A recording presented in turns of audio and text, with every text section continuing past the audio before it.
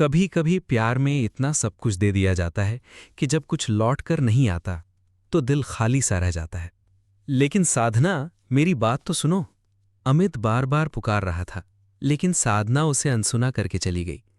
वो वहीं सड़क किनारे पटरी पर बैठ गया, हताश, टूटा हुआ।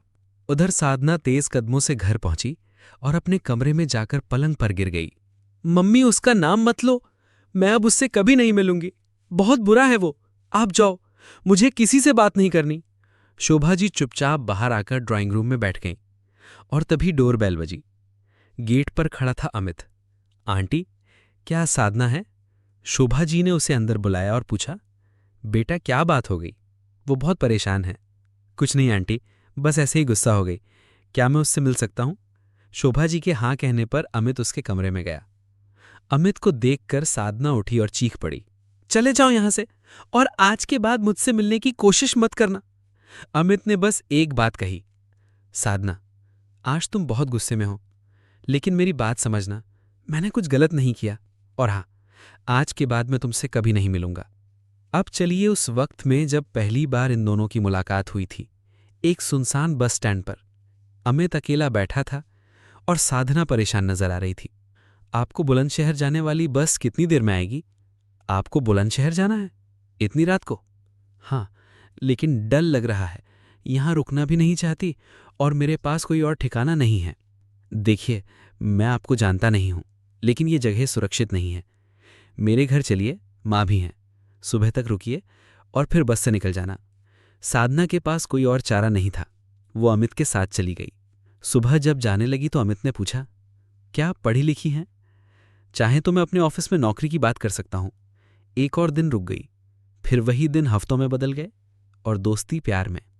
धीरे धीरे साधना को प्रमोशन मिला, सैलरी बढ़ी, वो एक नए अपार्टमेंट में शिफ्ट हो गई। अब उसकी जिंदगी में पार्टीज, सोसाइटी, स्टेटस सब शामिल था। और उधर अमित ने वो कंपनी छोड़ दी और दूसरे शहर में नौकरी करने चला गया। तुम्हारे दोस्त कहते हैं कि तुम किसी और के साथ घूमती हो, लेकिन मुझे इन बातों से फर्क नहीं पड़ता था साधना। लेकिन अब साधना फोन नहीं उठाती थी, मैसेज का जवाब नहीं देती थी। मैंने तुम्हारे लिए उस शहर में नौकरी ढूंढ ली है, वहां आ जाओ, शादी कर लेते हैं। अमित, मैं भी शादी नहीं करना चाहती। मैं अपनी लाइफ अपने तरीके से जीना चाहती हूं। तो बात यह है कि तुम किसी और को पसंद करने लगी हो, और अगर हां तो तुम्हें क्या फर्क पड़ता है? अगले दिन अमित साधना की जिंदगी से पूरी तरह चला गया। उसने उसका नंबर तक ब्लॉक कर दिया। अब जिसकी तरफ साधना बढ़ रही थी, वो लड़का सिर्फ पैसों के लिए उसके करीब आया था। सुनो, बार बार पैसे क्यों मांगते हो? नहीं दूंगी अब कुछ भी। लड़का भड़क गया। उसने एक दिन मिलने बुलाकर साधना पर हाथ उठा दिया और जबरदस्ती की कोशिश की। साधना किसी तरह भागकर अपने घर पहुंची। मैंने क्या कर दिया? अमित, तुम ही सच्चे थे। वो भागी, अमित के घर पहुंची, लेकिन तब तक बहुत देर हो चुकी थी।